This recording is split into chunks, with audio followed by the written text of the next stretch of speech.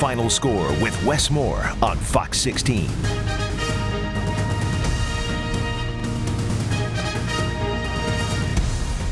Hey, everybody. Or should I say, ho, ho, ho. Welcome into the Final Score. I'm Nick Walters, hoping you and yours enjoyed a very Merry Christmas. But surprise, you still have one gift left under the tree, a Razorbacks bowl appearance. That's right, it's reindeer on your roof on Friday and hogs on your TV next Thursday. Arkansas and TCU clash in the Texas Bowl in Houston on the night of New Year's Eve. We have a jam-packed show ahead. The Razorbacks break down all sorts of angles in this matchup and react to the SEC honors. But we started off with some history. The Razorbacks have been bowlless for 4 years. The last time Arkansas won a bowl game was in 2015, beating Kansas State to take the Liberty Bowl. And the last time the Hogs went bowling at all was the following year, losing in the Belk Bowl at the hands of Virginia Tech. Arkansas's program went in the wrong direction, winning only one conference game for the next 3 seasons and the Chad Morris era stalling after a 4-18 start. In Sam Pittman's debut as head coach, the Hogs have finally returned to old ways, notching 3 SEC wins and narrowly falling to the likes of Auburn and LSU. So the 2020 Texas Bowl against TCU on New Year's Eve marks not just a Texas-sized opportunity for the Razorbacks, but a turning point for the whole program. Well, I think everybody wants to go to a bowl, and then everybody wants to win. You know, when they get there, there's not a bad bowl, and there's especially not a bad bowl if you win it. Certainly any bowl at all was one of our goals starting the year, and we wanted to feel like we had earned the right to go, which I've spoke on many times. But, you know, just getting the bowl ring and getting the gear and getting a trophy and different things of that nature are something that our kids will remember forever. And our program, just to say we've gone to the Texas Bowl this year in our first year, I think that will be a big deal for us recruiting and moving forward. I mean, it's really big for the program, you know, just to actually be in the bowl, because it's been a couple of years since we've been there, and I mean, I feel really good about it, you know, and the whole team does too. So it's gonna be fun for us, and just to go out there and just showcase our abilities for this 11th game, and just to have fun. I know there's a lot of people on this team that are from Texas, so it's gonna be like a homecoming type game for us. So we'll be ready. And just excited to be back down in Texas and playing in my home state.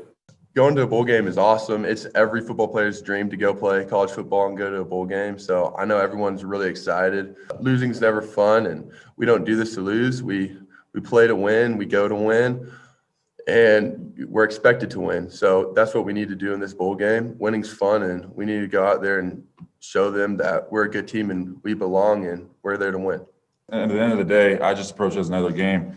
I don't think that for 1 second the mindset or the strategy or the routine has changed at any point this year. So just keeping that on track on a day-to-day basis is the most important thing. But it's going to be fun to go out with a bang. We have a great opportunity playing a really good team with TCU and a great bowl. So it'll be fun for all these guys. They're excited to get out there and have another opportunity. This last game, you know, a lot of teams don't get the opportunity to play at this point in the season. So just having the opportunity and being able to take advantage of it, not only in the actual game, but then all the practices leading up to it, I think it's important. And I think that everybody, including myself, has tried to take advantage of it. The Razorbacks will have the help of senior transfer quarterback Felipe Franks. He has 17 touchdown passes and only 4 interceptions to his name in his lone season in red. And despite some recent injury issues and NFL draft prep looming, Franks has opted to finish out his college career with the team playing in the Texas Bowl. You know, it's just my duty, not necessarily my duty, but for me, I want to stay and I want to finish the season out. I want to finish what I started. I came here to compete for a season, and that's what I'm going to do. You know, at the end of the day, I feel like, man, I've gone to work week in and week out, you know, with these guys for 10 straight games, and, you know, why stop on the 11th? So it's just something for me, you know, my pride and just being able to go out there, and I owe it to these guys. I owe it to Coach Pittman, all the guys that have been able to just welcome me into the program and just help me take care of my body when I first got here. Just being able to owe that to them and go out here and try to get a big-time win. It's just a great opportunity, man. It means a lot to me as a person, as a player, just being a part of this program. You know, it's bigger than me, and I think, you know, faster that you can realize that you know, the picture is bigger than you, that the better things off will be. So. Oh, that's huge. You know, I know he want to play a Texas Bowl. especially, and for him to be back and be ready to go is definitely huge for our defense and gives us some confidence to go into the game for sure. It meant a lot for him just to stay with us because, it shows the character of him not to just quit out on us and just to finish the whole season with us, and I'm glad that he's with us and that he's staying for the bowl game. And so it means a lot.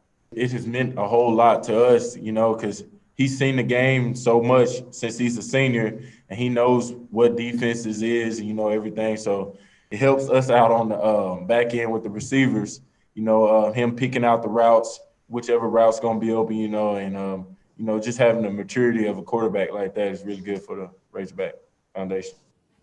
Well, he's healthy, and he's ready to play. And, I'm really proud of him, to come over here and believe in us and choose us and do what he's done as a captain. Just really great year for him and awful great for our team and for me, for my future, that I was able to meet a guy like him. After starting 500 on the year at 3-3, Arkansas dropped their final 4 games. But being in this spot in the first place is new for the program, especially under a first-year head coach. Senior linebacker Grant Morgan, the Razorbacks' single first-team All-SEC player, says there's been a culture change. We have an identity change of being just hard workers now. We're not about the glamorous. We're not about the trying to make people think we look good. We want to just be able to go out there and just get the work done. Every single day we put on our hard hats, as Coach Pittman would say. We put on our hard hats and we go to work. We're blue-collared workers. We're blue-collared men, and we just go out there and just get the job done. We could be beat up. We could have hurt elbow, hurt knee, but we go out there and get the job done. That's just what we do. That's just how it is. The identity of the team is we're just going to go be physical. We're going to go get the job done. And that's what I think it's going to be for as long as Pittman's here. I think no matter how good we get, and say one day we win a national championship, like that's still going to be the identity. If we win the national championship, the next day we're going to come back and Coach Pittman will say, I don't care, we're going to work. So that's the identity, and that's just what he's already embodied into this program. And the coaches all bought in. And when you see every coach agree with the head coach and the way they act and they're all similar, then you got something good going. The Razorbacks have been bowlless for 4 years. The preview show continues. Let's go for the Horned Frogs. We'll dive into the record, 2020 stats, key players, and how Arkansas plans to come out on top. All that on the other end. Welcome back to The Final Score. If you're just now joining us, we're talking the Texas Bowl between Arkansas and TCU, set for New Year's Eve. With the Razorbacks searching for their first bowl win in 4 years, there's so many nuggets of info to know and things to keep an eye on. The Hogs sound off on the Frogs. Let's dive into this matchup, shall we? The Texas Bowl features 2 teams that have played a full 10-game slate in 2020. Arkansas is 3-7 on the year, but they don't have a win against the team that finished ranked. TCU is 6-4 on the season, their most impressive wins coming over ranked Big 12 teams, number 20 Texas and number 21 Oklahoma State. The Horned Frogs offense is averaging over 30 points a game and holding opponents to an average of 24. Pull out your popcorn for Hogs and Frogs on New Year's Eve, because no matter the outcome, this year's going out with a bang. It's exciting. TCU is a very good team. It's going to be a really good game. We're excited to be able to go to a bowl game. The best ones, Coach Pittman always says, the best ones, there's no, this bowl is better than this bowl. It's the bowls that you win are the best bowls. That's the ones you remember. So we're planning on winning just like we have every other game this year. We plan to just go as fight as best we can. We're focused on us. They've got Gary Patterson written all over them. They play hard as heck and they're physical. And they've been that way ever since he's been there. Their coach has been there for a long time, and he's done a really good job there. They're really disciplined. You can tell that they're a really good defense, and then they got a really good offense too. Their offense they run the ball probably better than anyone else that we've seen consistently, the way their offense is designed. So we got to be able to stop the run. We got to be able to play hard defense. We got to get back to playing how we did early in the year with the identity of being physical. So it's going to be a fun game. It's going to be a challenge, and we're excited for it. The Frogs' offense starts with Max Duggan, their dual-threat quarterback. The sophomore has thrown for 10 touchdowns, ran for another 10 scores, thrown 4 picks, and has a QB rating of 134. The Hogs know their hands will be full defensively. Yeah, and I mean, he's a playmaker, He's a competitive guy. I mean, he's going to make the plays needed to help put his team in the best situation to win the game, and I have much respect for him. And I think he's a better runner than people credit him for. I mean, he's lead a team in rushing. That shows you he can do it with his feet too. But he just makes plays. I mean, he does what a quarterback has to do to help his team win. So we just got to note that, be in the position to stop it and, throw our best punch at him. But, I mean, I respect him as a quarterback. And obviously he puts TCU's offense in a good position. But we have a nice game plan. I think we'll be ready for him. My take on him is he's a competitor. He's a winner. A lot of people probably doubt him a lot too. A lot of people say he's probably not fast enough. They probably say he's probably not a good enough quarterback. But the thing is, at the end of the day, he gets the job done. You can tell he's super competitive in everything he does. He wants to be able to do it good and do it right. He's fast. He's not overly fast. He's got a good arm. What he is, he's a winner, and he kind of almost wills that team to win. And he can make you miss. He can run the ball. He can throw the ball. But I just like the way he plays the game. And very smart, takes care of it. He's their leading rusher as well. So just a really solid, really good player.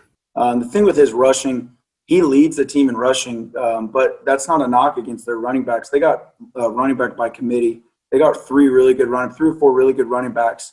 Their team is averaging 212 yards on the ground a game. You don't just see that. And to have a quarterback who's statistically the leading rusher is really big because he has sacks that accounted for it too.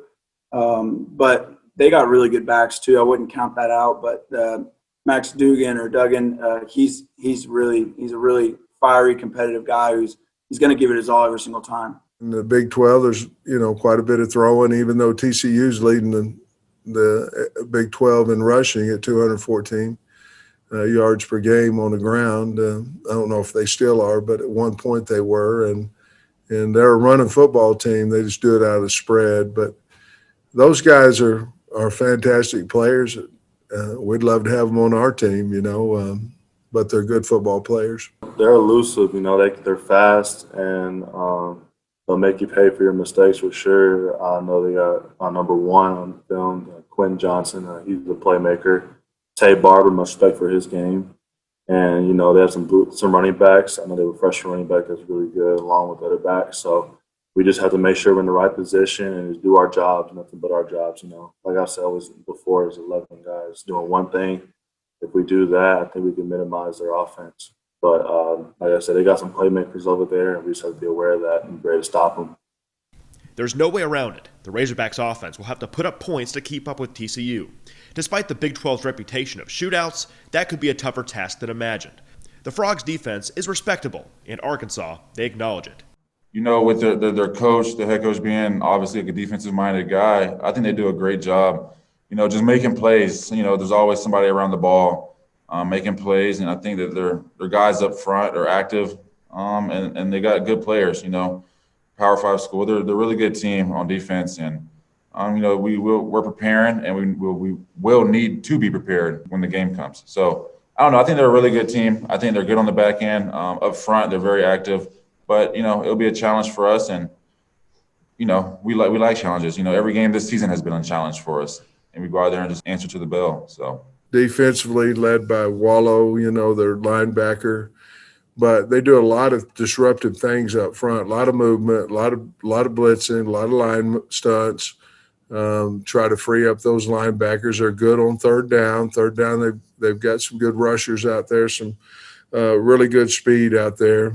And then you talk about their punt return game. They've got two punt returners, two of them, that are dynamic and also on their kickoff return game. So TCU might hail from the Big 12, but Coach Pittman says the Horned Frogs are just as tough as an SEC opponent. They even remind him of one.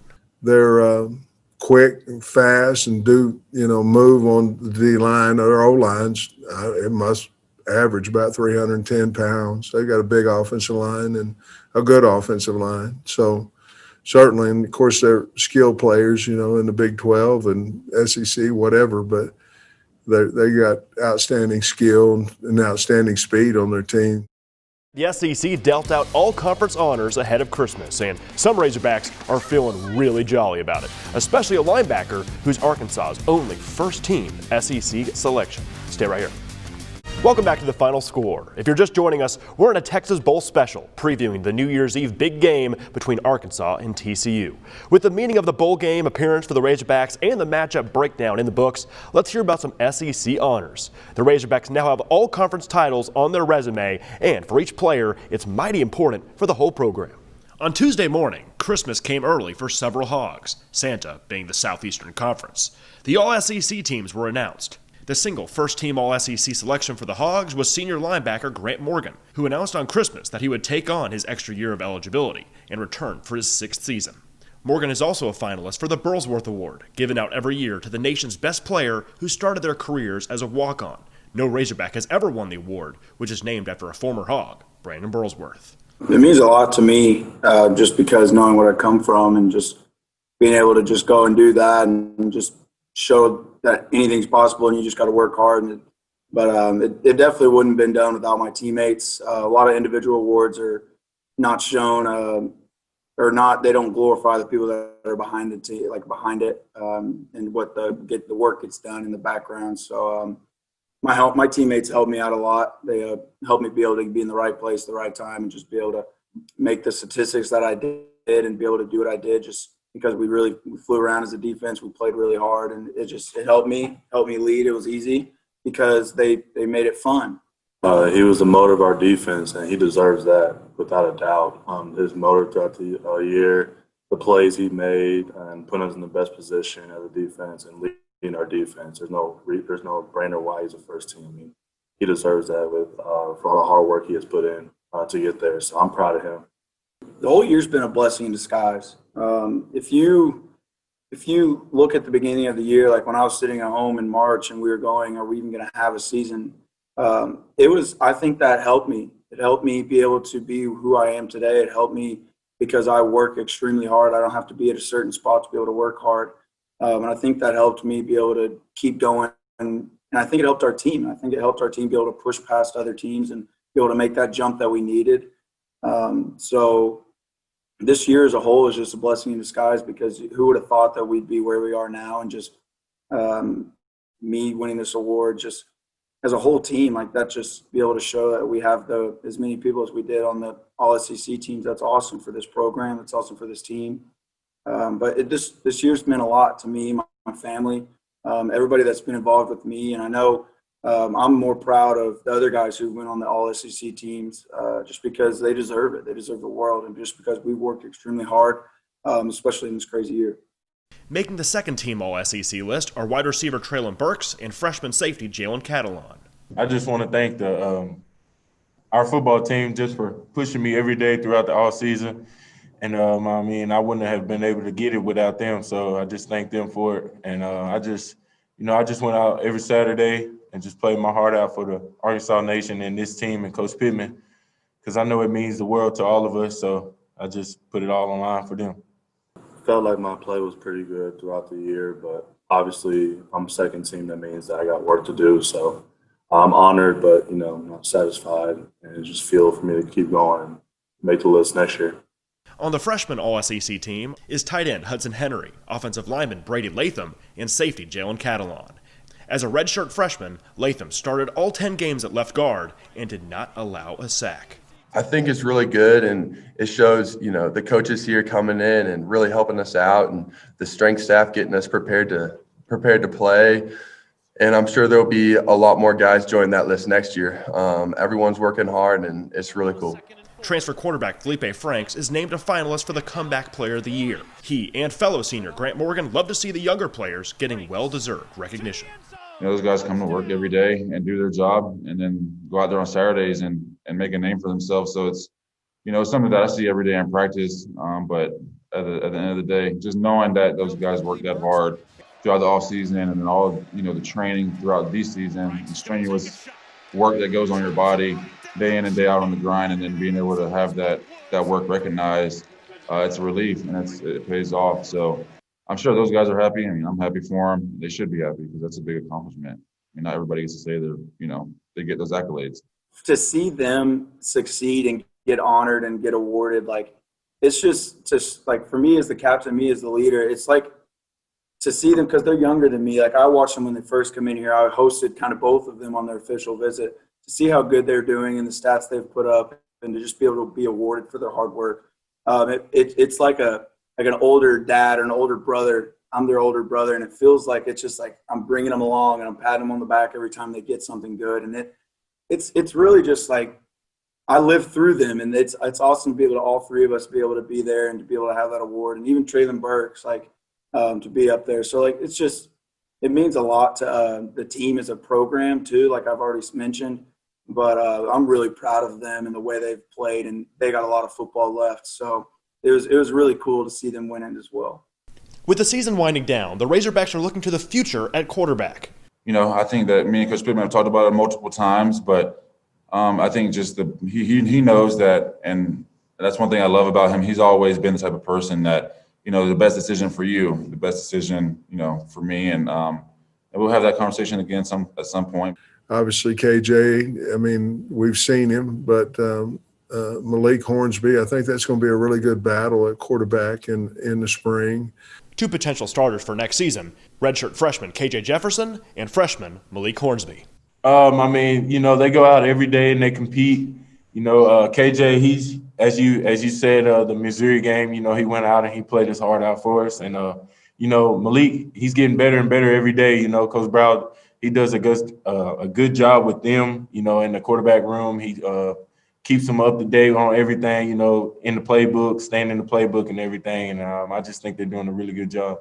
They're both elite quarterbacks, and they both make big plays and work hard, and we're all real close on the offensive side of the ball, and they're both doing really good, and they're both great players.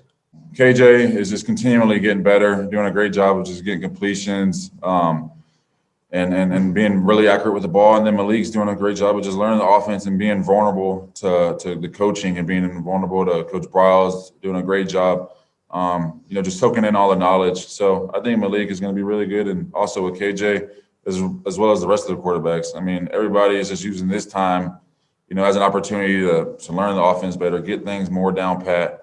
And that's just kind of what we're focusing on in the quarterback room. And that's Coach Bryles doing a great job with everybody, making sure that everybody's paying attention in meetings, everybody's, doing what they need to do to take that next step in the offseason right now. And that's it for us. Thanks for hanging out with us. We hope you have a great week and a happy new year, and enjoy the game. We'll see you next Sunday on The Final Score.